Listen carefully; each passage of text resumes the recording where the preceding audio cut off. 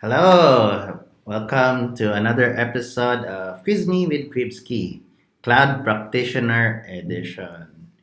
So this show will cover exams and tips and concepts also.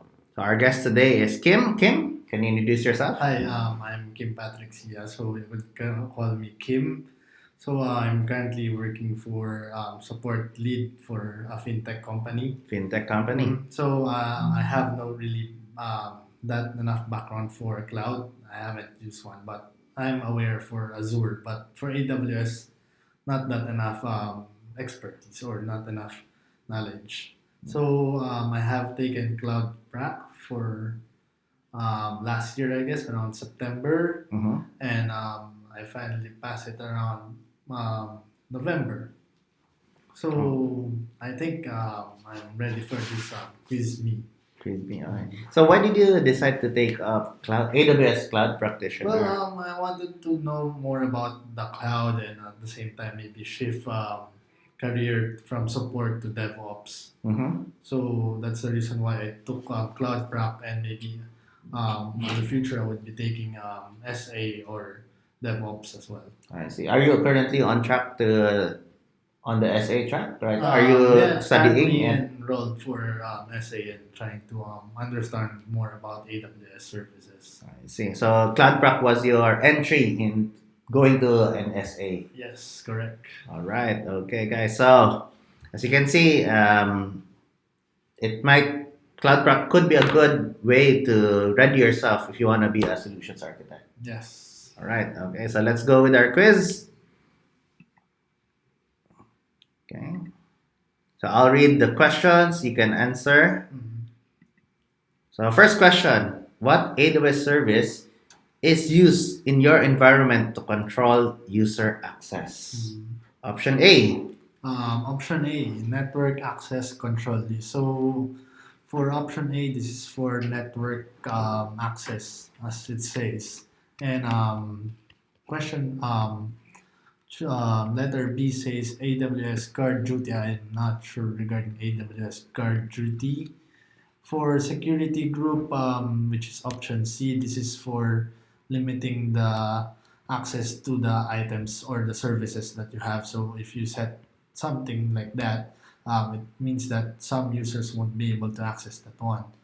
For AWS IM, or this is access management for like root accounts and creating other accounts aside from root accounts. So based on the question, which what AWS use in your environment to control user access, it would be AWS IM, because AWS IM is the one being in use if you're going to log into the AWS environment. All right. Okay.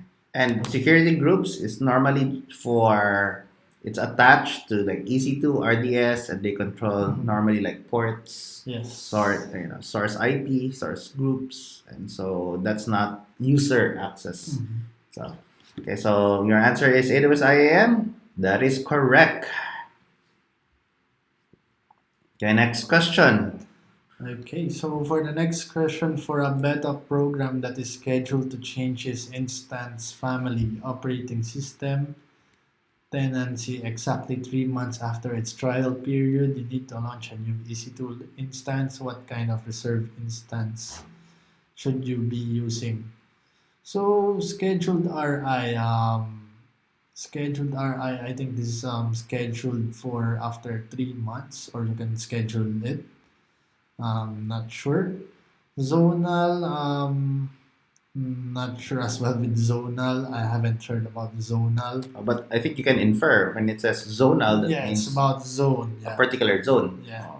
And standard RI means this is the standard reserve instance, which is the normal one that we're using. And convertible RR is you could convert it anytime that you want, or the type of instance that you want. So and the question was, its trial period after 3 months. I think I would stick with convertible RI, because I can convert it to a standard one, or on demand, or Basically, other. it's changed by its name, Yes. no? Okay, so let's see if it's convertible R. Is this your final Final answer? answer. Final answer. It's correct. Mhm. Okay, so far so good.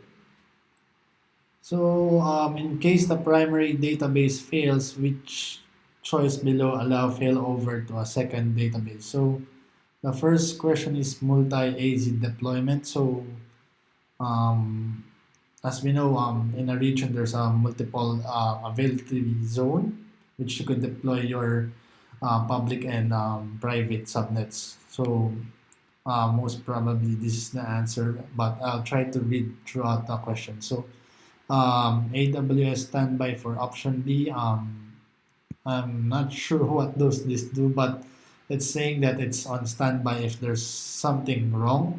And pilot light. Um, also, I haven't heard regarding this pilot light.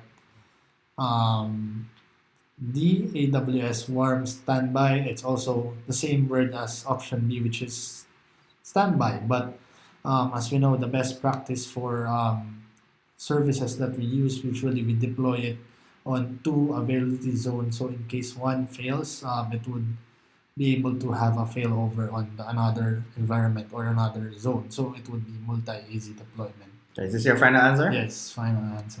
Okay. I believe the rest of the answers are more about methodology, not really a particular feature or service. It's like you're readying your AWS for certain things. So like it's like the green blue deployment. There's really no service for that. It's about a practice. I see. So only multi-AZ, your choice is really a feature that's already available immediately. So next question, which is the best choice for handling your multi-account under a single master account? So Cost Explorer, this is where you explore the costs for the account that the services that you have been using on your account. So let's say how long was the EC2 running, how much would it cost you? You would be able to see it on the Cost Explorer. So for Trusted Advisor, this is one for the performance. It's going to tell you how to improve the performance or let's say security. You need to enable MFA or other types of security in order to help you secure the account. Combined account billing, not sure with this one. Um, the fourth option is consolidate billing in AWS organization. So I know there's a feature with AWS organization that the master account can consolidate all accounts. So as well as if there are other instances that are running on the organization, the discount would be consolidated as well. So I think it would be option 4. Option 4. Is this your final answer? Final answer. Final answer. Right. So far, so good. 4 out of 4. 4 out of 4. Yes.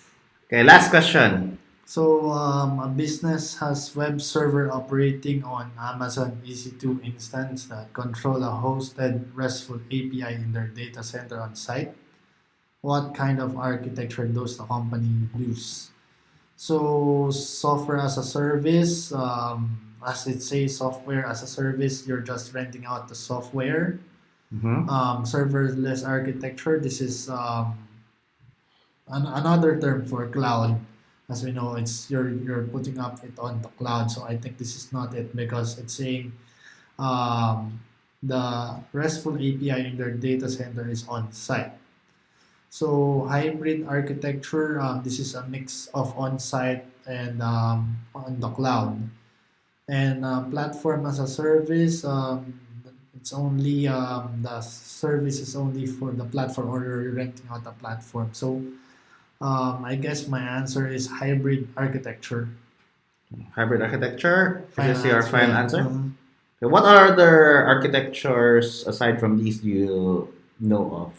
Well, That's correct, by the way. I'm only aware of SaaS and hybrid because usually SaaS is the one being used for more on fintech companies. So they usually rent out the software and there's an SLA that is being agreed. I see.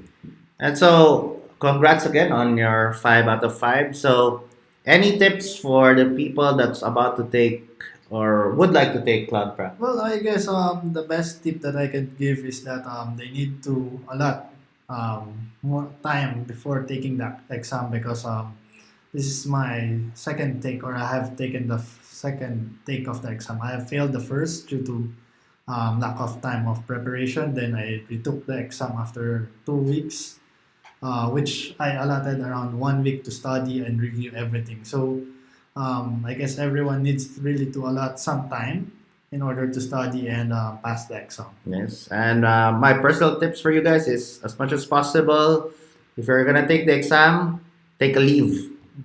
Make sure your company or you are ready for the exam itself. You don't think about anything else during that time. Yes. All right, so thank you. Don't forget to stay tuned. Don't forget to like and subscribe and watch our other videos. Okay, so Thanks, guys. bye. Bye.